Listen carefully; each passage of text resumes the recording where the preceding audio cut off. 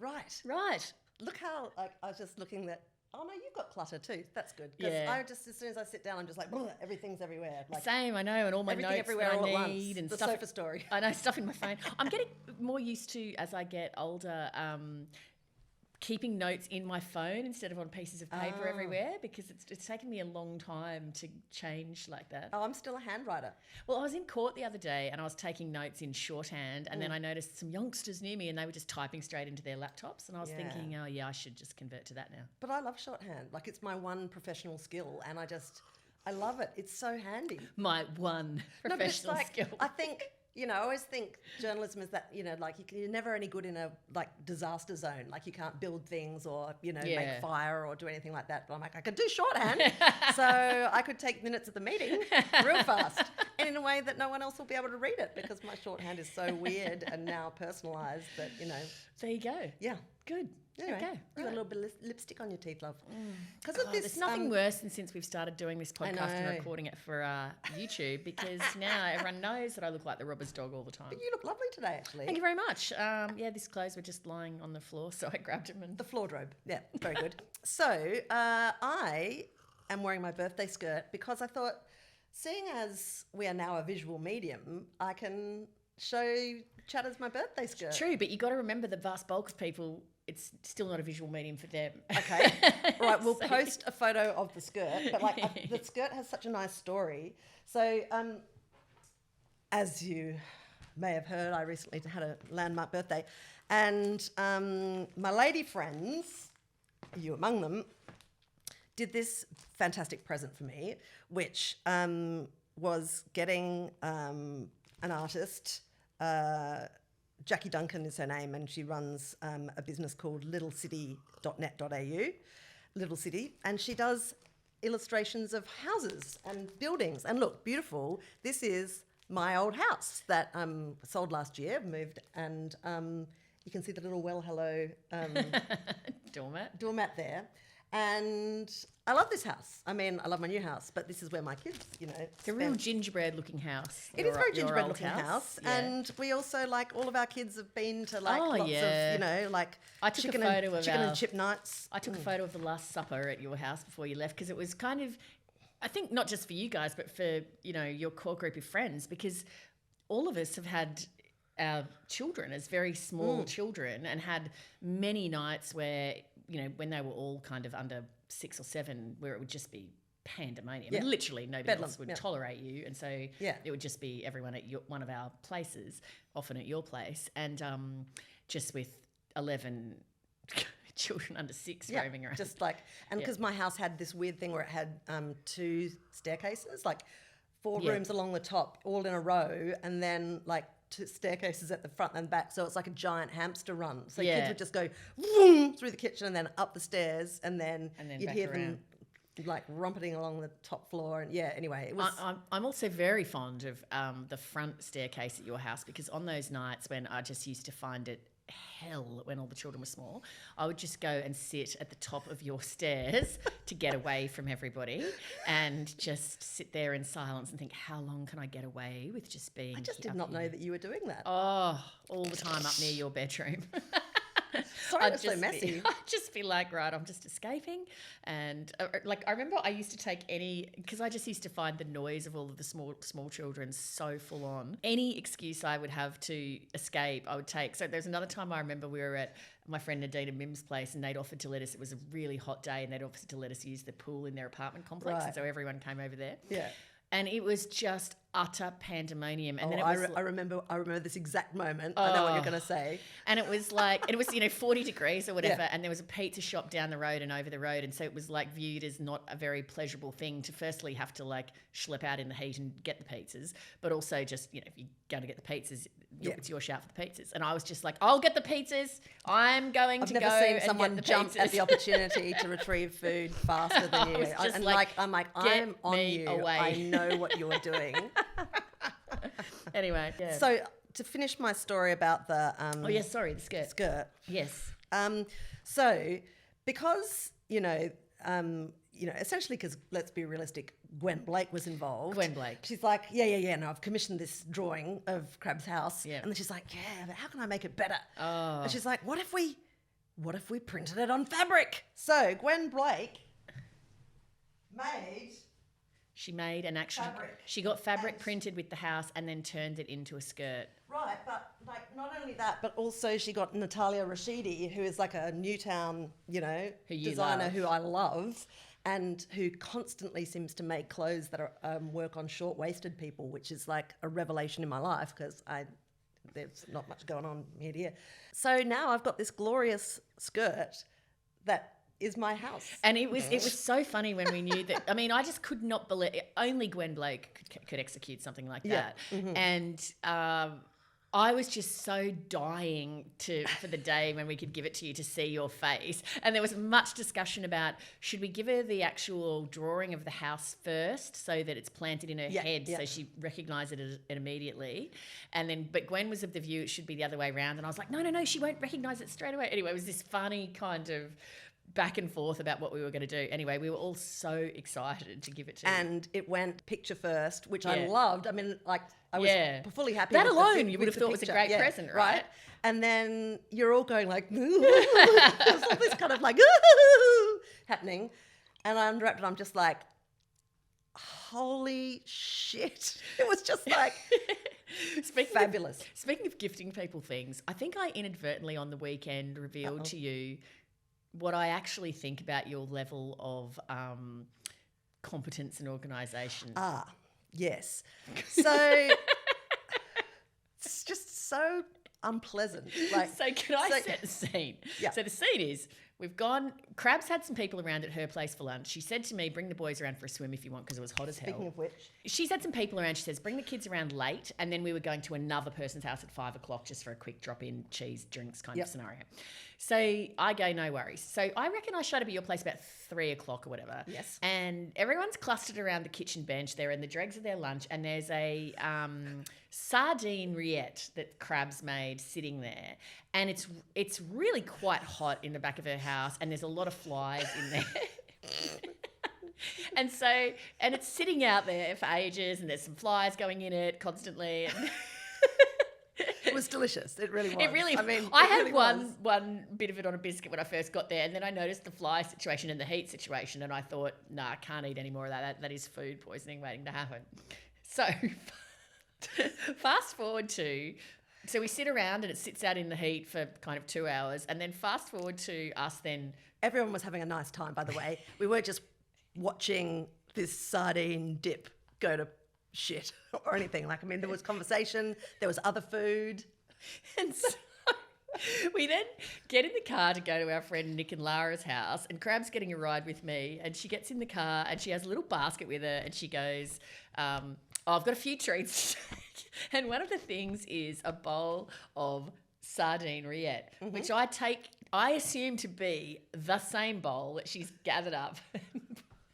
And so I'm looking at it just going, wow, that is some next level, like, wow. Anyway, we get to her place. Jesus. And so I take it. But she says nothing. She pretends to be my friend through this entire interaction. So I take it when we get there and then I put it on a kind of, like, slightly out of the way table.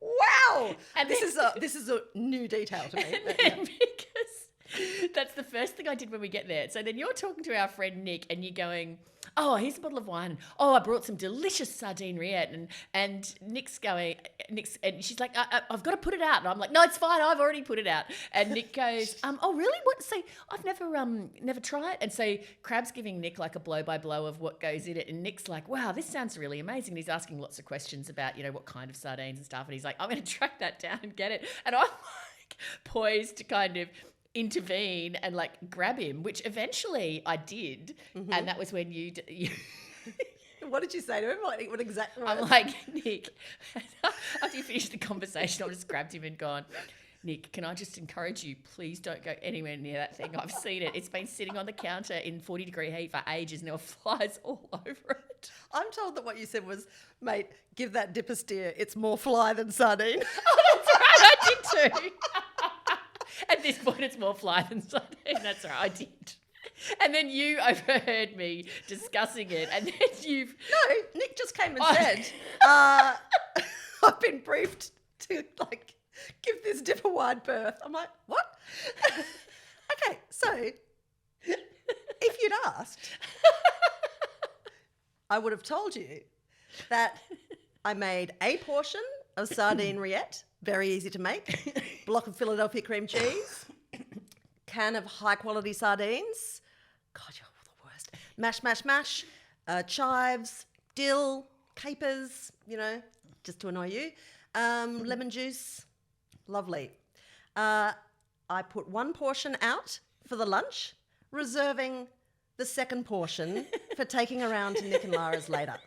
And when somebody brought the dip to me in the closing stages of the lunch gathering and just said, I think this is just like, this has been invaded by flies. I'm like, fine. I said, oh, yeah. And I scraped it into the bin. Into the bin. Not into a new bowl to take it around to someone else's house. I mean, Jesus, what kind of like... I know. It's kind of disturbing to me in hindsight, the fact that I would think that you would do that. But I just honestly did in the moment. You would so deeply accept that I would do that that you wouldn't even raise it. And then you would like 100%. And then you would go to this gathering that I kindly took you to. You weren't really invited. And then you would brief my own text against my dip. I know. Absolutely. Wow. And just like, wow. Oh, God. I love the fact that Nick also immediately sought you out to go, hey, word on the street is. Can't believe I co-parented a pizza oven with him. I laughed so hard when you indignantly came marching up to me and you said, how dare you tell people that I've bought a fly-infested dip? That was a fresh one that I got straight out of the fridge. Oh, God. Anyway. And then I sent you another angry text the next morning, just like, I slept on it and I really stewed. I just found it so bloody hilarious, especially like Nick's enthusiasm for it. And I'm just like, brother, just no, you can't go anywhere near it. Wow. Now, I've had an exciting few weeks. I know you clangety, really have. Clang. I got Full to do clang. a thing with Lin-Manuel Miranda. Did you? I did. Because I didn't, I know. I didn't catch up with that. I was going to share just like a tiny bit of trivia about it. So if you want to watch it. Clear the afternoon, people. If you want to watch it, it's on ABC iView. It's called In the Room, Leigh Sales with Lin-Manuel Miranda. It's an hour-long conversation on stage in front of 2,000 people. At various points of the conversation, Sales briefly leaves the piano so that Lynn can have a little bit of a plunky plonk. 30,000 people applied to come to that thing. Yeah. So with the piano bit, this will give you an indication of Lin-Manuel Miranda and firstly what a nice, generous person he is, but also like how audience-focused he is. So when we got there in the morning, we were on stage and we were walking through the blocking together, and I said to him, all right, this is the vague structure. I said, but whatever you say, I'll just follow where you go. But in my head, I'm going to sit down, I'm going to talk about this. We'll talk about lyrics and language first. And then at a certain point, when we get towards the end of that discussion, I'll ask if you would be able, if you would like to move to the piano. And then I said, are you open to doing that? And he was like, yeah, sure, we can go to the piano. So, okay, great.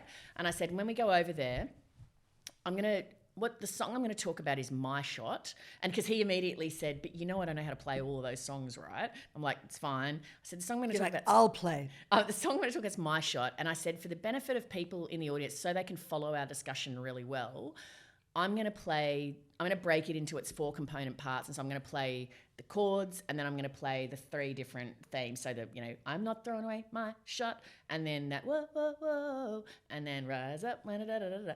And so I said, once I've established those 4 separate things in people's head, then we can have a discussion about how they fit together, and even people that don't understand music should be able to follow it pretty well. I followed it really well, and I'm an idiot. So no, I'm not an idiot. I just don't know a lot about music. Well played, lady. Thank you.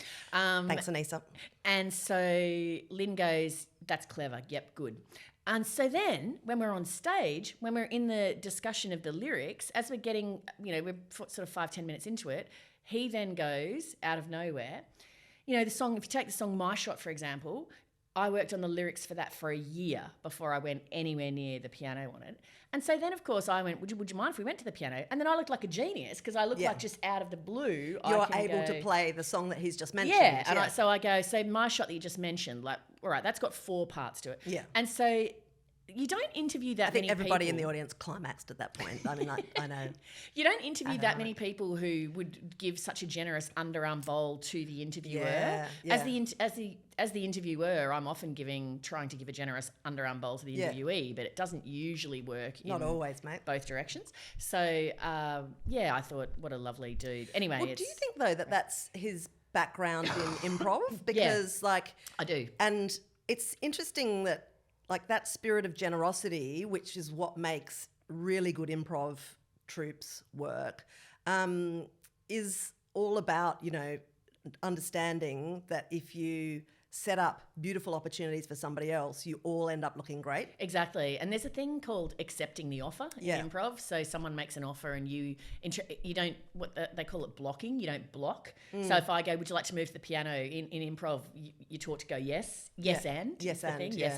So, so he was a really good dance partner in that sense. Yeah. And also, I mean, So I spent a fair bit of time in his proximity because we went to the Bluey Studios together on the Saturday. Also, you hid in his hotel room. I was in his shower cubicle and stuff. And then backstage, and then there was a party on the Saturday night for the cast and stuff. And I mean, I don't think that bloke for 1 second didn't have someone taking a photo of him, asking to have a photo with him. Yeah. And he was so gracious and even and didn't betray any sign of that is draining or tiring and you know it is draining and tiring. He could not have been more adorable to everyone who came into his orbit, and I just thought what a nice dude. There was this point where he was dancing with the cast at that party, and I got a bit carried away and went and danced with the cast a little bit and then just went, sister, you're outclassed here. Go and sit down. So and they were just singing and dancing, and he was in the middle of them, and all these cast members who were peaking, as you can imagine, they had their phones out, and he would just grab their phones and you know, so like all of them have got a little kind of little piece of him. Yeah, Bluey was kind of similar as well. And it was the thing too that just amazed me was, so he'd got off the plane. This was a Saturday. He'd got off the plane from the US on Saturday morning, and then just immediately went straight to meetings and the Bluey studio, and then watched the show of Hamilton, came on stage, went to the party, went dancing with the cast, presumably went to bed, got up, came and did the thing with me. Like it was just, and then did interviews all day. I mean, the man is non-stop. But I just thought, I mean, you know, I've watched a lot of your interviews, but it was a miraculously great interview, and it's because he made good opportunities, but also like you were able to use all of your abilities in a really uninterrupted way. Like it just all fitted together well. And also, I think you structured it really intelligently. And also the bit where you had Jason Arrow come on stage, I reckon 9 out of 10 interviewers would have gone, you know, straight for like, oh, so how was it performing in front of Lin-Manuel? Isn't he amazing? Must have been really, you know, nerve-wracking to do it.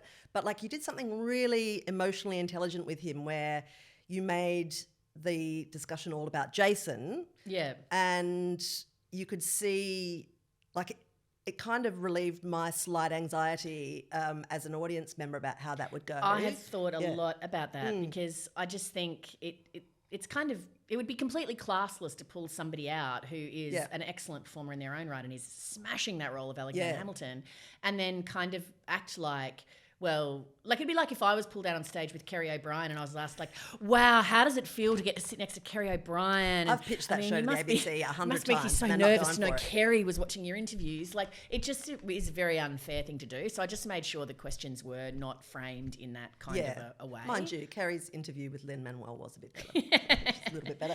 Anyway, it was super fun. So you can watch that on it's on iview, and it's actually for our international chatters who are listening, it has been non-geo-blocked because not quite yet, but it's about to be. Yeah, so you'll be able to keep watch having it from a look, anywhere. but it's going to be available internationally, so cool. Which is great. And that is purely because Lin-Manuel's own father tweeted to say this is the best interview with my son that I've ever seen, and so that then prompted a change in the contractual situation, and now it's going to be available internationally. So I can't believe it. It's like a fairy tale. And your show's on too at the moment. Oh yeah, Back in Time for the Corner Shop, and God, getting a lot of love for that show. Like lots of great. people watching it, which is great. I think that people from different generations watch it together and then have a chat. Like it's the only thing of mine that I make that my children like. And the Thrones are just like off the charts, fabulous. Like they're very generous too, that family. Like the thing about them that makes them so good is that, and it's totally instinctive, like they've never had any training, but they also were like this from the very get-go. Because I remember when I first met them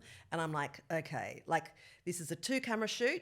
There are 5 people that I'm interviewing at the same time with 2 cameras in a small room. Like, you know how much of a nightmare that is. And particularly if you work with people who haven't been on television before, they don't have the sense of how to position themselves around cameras and how to and I'm like, well, this is going to be interesting. And it's going to be probably 3 weeks of just awkwardness before we find our rhythm. From the first frame, they were just so good at it. And Isn't it funny how some people are like that? it's weird. And like their strength is that they, because the whole idea of the show is, you know, to sort of, for viewers to understand what life was like in the minute detail in different eras. And they show you what it feels like because it's on their faces. Like they react to everything, and you can see what they're feeling just from what their faces are saying. It's just, that's really great. good. Can I, sorry, I know it's sounding a bit pluggy McPlugsville, but just one thing I wanted to mention, by the time this pod comes out, it'll be on iview.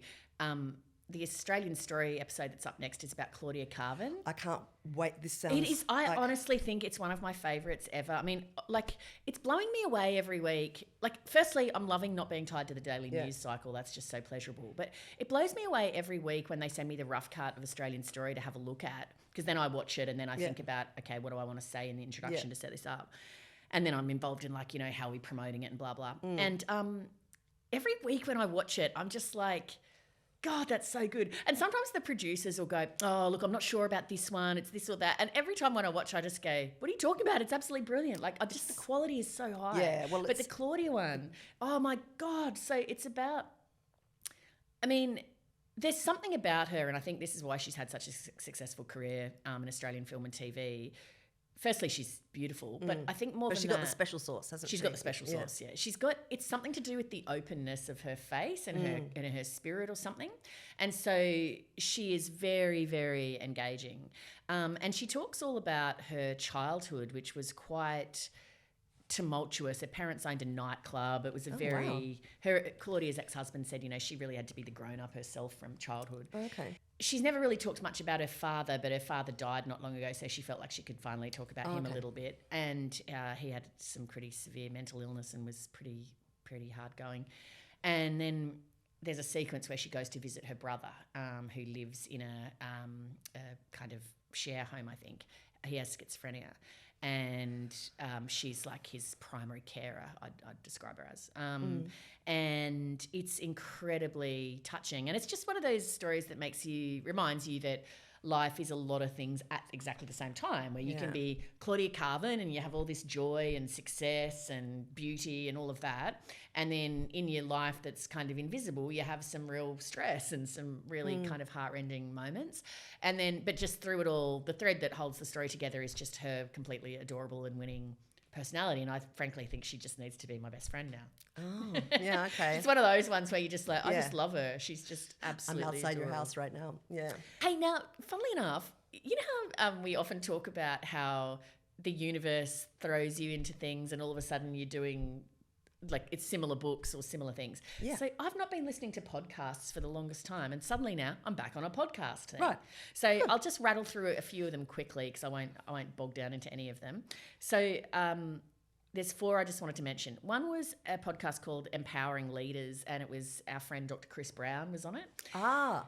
So you and I caught up with him recently, and he said to me, Sales, you should have a listen to this pod. I think they do a really good job. It's very interesting. It's about kind of leadership. He knows I love coaching and sports coaches and stuff. He's like, it's about coaching. It's about leadership. It's about all that kind of gear. I think you'd enjoy it. And so I said, show me where it is on the phone. And he showed it. And so I've immediately gone, oh, there's you. You're on it. I'll download that. And he's gone, oh, except that one, not that one. But anyway, that is the one that I listened to. Fun fact about Dr. Chris Brown is that he is exactly as nice as you think. Oh, totally. Yeah. He's adorable. I love him. And so it was absolutely fantastic, really, really interesting. And so Chris just talks about, you know, how he behaves on set, how he behaves as a vet, like, you know, his view about the way to move through life kind of thing, what he finds challenging. And so it's a really fantastic, engaging, interesting discussion. And there's all sorts of people who've been interviewed on this pod. So Empowering Leaders, it's called. And who does it?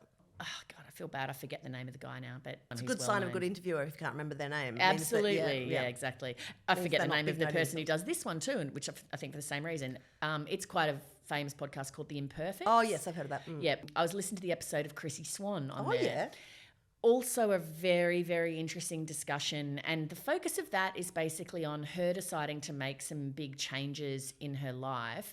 And she's I love it when you hear someone talk really honestly about things that where it seems like they're not worried like what anyone might think of them. So she's talking about, she reached a position where she decided there was things about parenting she hated. And the number one was making school lunches. Right, okay. And she hated going to children's sport and stuff like that. Yeah. And so she gathered the kids together and she said, kids, some things are changing. I'm not making your lunches anymore. And she did a school lunch order. She said, it cost me $700 for the term, but I'm so much happier because that's how we're doing it in our house. Wow, okay. Our kids, our family doesn't like going to sport on the weekend. We like driving around Melbourne and finding the best dumpling place. And that's what we do. And then she was talking about how people always talk about how, well, work's not who I am, it's what I do. And she said, I feel offended by that a bit because work is more to me than what I do. Like, I think it is a big part of who I am. Yeah. And that really resonated with me because I often hear people say things like, oh, nobody on their deathbed ever thinks about they wish they'd spent more time at work. And I always think, actually. I think on my deathbed I'm going to think, geez, what a lucky, fantastic part of my life my job was because I got to do so many amazing and interesting things. Hard agree. Chrissy Swan on The Imperfects, highly recommend. The Witch Trials of J.K. Rowling, which Have you finished with that yet? No, they only drop one episode out every week. Okay, I haven't actually cracked into it yet, but I'm going to. I highly recommend it. It's by Megan Phelps-Roper, who wrote a book called Unfollow. She was the woman who was a, like born again Christian kind of upbringing, and through her friendships on Twitter, she kind of got out of it and sort of left the culty kind of vibe behind. So she's done it. The centerpiece is this big long interview with J.K. Rowling. Yeah. Now, what I'm really liking about it is it's putting so much context around, I guess the centerpiece of it is the furor that's erupted around J.K. Rowling's tweets and commentary on the intersection between trans rights and women's rights. Mm-hmm. So I think I've listened to 4 episodes and they might be up to like 5 now. The first one's unpack, well, who is she and the phenomenon of Harry Potter. I'd forgotten about Harry Potter actually, that when it first came out in the 90s, there was a big cancel culture around Harry Potter, not that it was called that at the time. Because it was satanic or something. Yeah, from the religious, from the right. Yeah. Anyway, so it's set up all of this stuff and it's explained really well. Also her background in domestic violence, her human rights work around women's rights, children's rights, stuff like this. And so she explains and unpacks in great detail her views around her concerns around women's rights and so why she's said what she's said. The one thing that I'm waiting for, and I'm hoping that we're going to get to it, is I really hope that we're going to get the same deep dive on the history of trans rights because what I'm liking about the pod is that unlike the way so many debates evolve in public life, they're actually giving context and nuance and depth. The episode they've got to now is the reaction to the series of tweets that she put out on this issue. Right, yeah. But what they're doing is when they're showing their reaction, and there was plenty of this reaction, they're reaching for the absolute extremes of it. So they're reaching for the you can suck my big fat dick, you transphobe, blah, blah, blah, blah, blah. But what we're yet to have is somebody do an interview in the same manner that J.K. Rowling's doing an interview to explain here's my reasoned view. Okay, she says these tweets represent her views for the following reasons. I believe they're transphobic. Here are my views based on reason and logic as to why I consider that to be the case. Right. But they haven't done that yet. And so I feel kind of like if I've invested all this time and I get to the end and it turns out I'll be pissed. Yeah. Yeah. Because I feel like it started with a lot of promise that we're going to get a full 360 treatment of this issue. And so far we've gotten a really good 180. And so now I'm waiting for the other part of the 180. So, I mean, are you starting to get suspicious that it's kind of essentially a defense job on J.K. Rowling and nothing else? Yeah, that's right. So what I'm hoping for is like when John Ronson or Louis Theroux do an issue and they really roll it around in their hands, and so you get a whole lot of nuance and complexity, and then you can kind of form your own view at the end as to what you think. The thing that appeals to me about this pod and why I started listening to it is because there's been so much. I think a lot of the row around J.K. Rowling is based on people being told, here's what she said, rather than actually themselves going to the primary material. And, right. you and I've discussed this before. There's a lot of secondary outrage about not just that, but so many issues. And so I was like, awesome, here we're going to some primary source people. And she's actually having to explain it. And now we're going to get, hopefully, the other end. And so now I'm getting like, don't tell me I'm going to like invest all of this and then I'm not going to get a good deep dive. Because John Ronson actually, I forget the name of the pod, but he did a really good pod on Things Fell Apart. On the Satanism thing? Well, he did do a good one on Satanism. That whole series is, Things Fell Apart by John Ronson. I could just listen to his voice all day. Although you find it a bit annoying, don't you? Or No, I like it. I was talking to somebody who said, I just don't like that accent. I'm like, my clothes fall off. I love that accent. That pod's on the origins of culture war issues. And so one of them actually is about trans rights and the origins of the term TERF and why it's been eventually now it's used as it's been weaponized against feminists. But that wasn't what it was originally. And so he goes back and looks at... I remember listening to that. Maybe I missed it. Oh, it's very, very good. So I'm hoping that this is going to sort of take like some of what he's done there and then pull it together. Okay. But anyway, we'll see. Well, keep me informed. Last quick thing. And if it doesn't, then I'll boycott it in protest. Do some angry tweets. Yeah, let me do the heavy lifting for you. I'll let you know. Last quick one is Nikki Gemmell on Mia Friedman's podcast No Filter. Oh, okay. Yeah, you mentioned this to me the other day. I haven't listened to it yet. Just briefly. So Nikki Gemmell wrote a column that got a lot of attention where she basically said she's 56 and she said she feels like she's done with being a sexual person. She doesn't feel attractive. She's not interested in sex. That part of her life's over. And then she kind of unpacks it in more detail in this interview with Mia. I love Nikki Gemmell. I like her writing. She's a good guest for No Filter because she doesn't have much filter. Yeah. She just tells it like it is. And I found it a very interesting discussion. Right. And so obviously the first thing I always think of these things is, and actually with lots of Nikki's stuff, actually, like including that like famous book that she wrote that started off being anonymous. And then, The Bride Stripped Bare. That's right, yeah. Oh my God, was that the like patient zero of the stripped bare books? Yes, it was. So now, because we've gone through this whole 20 years of things being called the stripped bare and the barefoot and the Yeah, exactly. And I think even stripped bare, I think that might have come from a piece of art originally. Ow! Can someone look up the origins of stripped bare please, for us in the title of an artwork or a book? And just please write to us, care of your capital city. Are you winding me up because we're nearly at half an hour? Yeah, but I feel like I just chatted on for ages. So I feel like you need to get at least one thing in before we wrap it up. Don't forget, we've got the Enmore show. We've got 2 shows coming up soon. We've got May the 17th in Brisbane, which is just after your 50th birthday, isn't it? It is, a week later, at QPAC. Yep, and that is going to be awesome. And then... I always love the Brisbane show. Oh, no, yeah. I feel a lot of the home crowd love in Brisbane. Of course, yeah. May the 19th. In Brisbane. Oh, okay. Right. And then the Enmore show in Sydney is June the 17th. Yeah. And, the exciting news about that show is that we have Kirk Hamilton. The most fantastic guest. I mean, we are so lucky. I can't believe that. I know. So we were talking over Christmas about we're going to do in the Enmore show. And Sales, because she's a megalomaniac, is just like, we should get Kirk over. We should get Kirk from Strong Songs.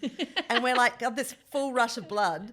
And then because, say, I'm a ditherer, right? So we'll have a conversation and I'll think, we'll talk about that again. But then Sales is just like, email sent.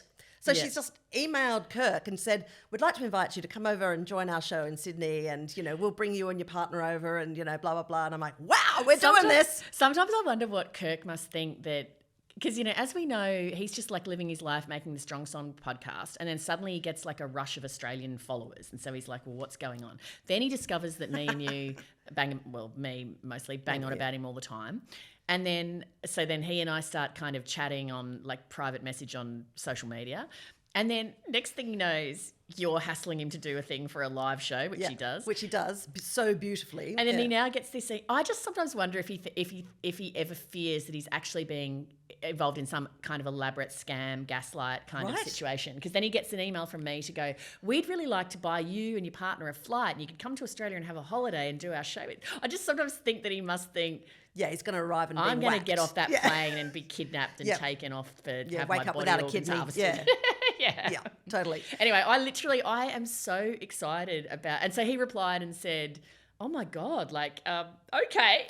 And so I am so excited about him coming. I texted Crabb this week and I was like, I'm so excited. I want to be at the airport when Kirk comes out of the thing. And I hate going to pick people up at the airport. I know. Greater love hath no, airport dodging friend, then I would actually pick you up from the airport. We should go and get Kirk from the airport. Oh my God, we should do that. I think it'd be an absolute hoot. It would be a very high. Hey, speaking of emotional highs, I put this story in the Facebook group and I think it went in the newsletter as well. By the way, like we do a fantastic newsletter that Miranda Murphy writes. It's brilliant. And if you're not on it, just go to the website and sign up because it's got like highlights from the group. It is honestly so good. It's so funny. She's one of the world's funniest writers. It's anyway, really good. And we're just, I love her. Lucky to have her. But anyway, so I went to this International Women's Day thing to do a talk. It was in Melbourne. And I had to get out of there because I had a meeting at the ABC, like around the corner at 2. And it was like, getting close to, I've got to run. And there was a line of, mainly chatters, let's face it, who were kind of waiting to say hi and do a selfie and whatever. So I'm like splashing through those saying hello, hello, hello. And then at the very end, there's this guy, young guy, and he says, would you mind if we had a photo? I'm like, absolutely. And so we're chatting and he says, look, we've met before actually. And I'm like, have we? And he says, yeah, a few years back, I came to your show in Melbourne and I lined up for ages and I said hello to you in Sales and because I wanted to let you know that I have autism and I listen to your podcast to model friendship. And he didn't even get that sentence out. And I was just like, that's you! Because we've talked about that guy so many times. And like both of us were just floored on that night because he was just so thoughtful and generous and, he didn't want anything just to say, He waited so long as well. About an hour at least. It was, and we were just like, we both really just ovulated on the spot, I believe. Like, we're just like, whoa. Anyway, so I'm like, it was like finding a treasure, That was amazing. And, oh, God. Anyway, so I went, can I give you a giant hug? He's like, please. And so I'm like, whoa. And then I'm like, we just talk about you. We're always wondering, like, how you are. And he's like, I'm great. Like he said, I'm super happy. I've got this amazing job and I've got like meaningful friendships. And I was just like, oh God. It was that, we get a lot of people saying lovely things to us and coming up or sending us nice letters and all sorts of things. But I reckon that him coming up at that original show is probably the single most meaningful fan encounter I've ever had with somebody because, and you and I've said before, like, I feel like we would do the podcast for that one person. So, oh God, it's going to make me cry. Well, it is. It was amazing. It was so like, when it came up, I don't know, it was just so like, it was just so touching to think just our general idiocy is actually helpful. Well, Jeremy said to me when I told him the story. Sorry, Nisa, we're not idiots. It's not general idiocy. When I told Jeremy the story, he's like, because, I'm like, isn't this beautiful? And he's like, is it wise for him to be modelling his behaviour on you? I did think that at the time too. I was worried he was going around calling people You're teaching this young man how to be a monster. Like, you're a monster. You're monsters and you're spreading your monsterdom. Oh, and I was like, thank you for your support as ever. Actually, can some of that guy's friends get in touch and let us know how he is? He's good. I'm in touch with him now. But is he? I want to know Zach, though. What's his friendship style? Is he too insulting? Does he insult people's dips and accuse them of being more fly than sardine? That's what I want to know. Is it that I vibe? could not love him more. And then I asked his permission to tell that story in the group, which he gave shyly. And because I thought the chatters need to hear about the resolution to this story, because I think we wrote about him in our book. Wow. And so I posted the story with the picture of us. And like on the day that it happened, you were having a super rough day. And so I thought, I'm going to wait until the end of the day and then I'm going to send you this picture. I couldn't believe it. And it's going to like totally turn your day around. I couldn't believe it. I could not believe it. It was just like, oh my God. And the fact that like he was super happy and he was so up. It was just like, it was so nice. It was up. Well, I think we should end this episode on that note because then everyone else will just walk away feeling happy. Exactly. Good. Here's to you, Zachary.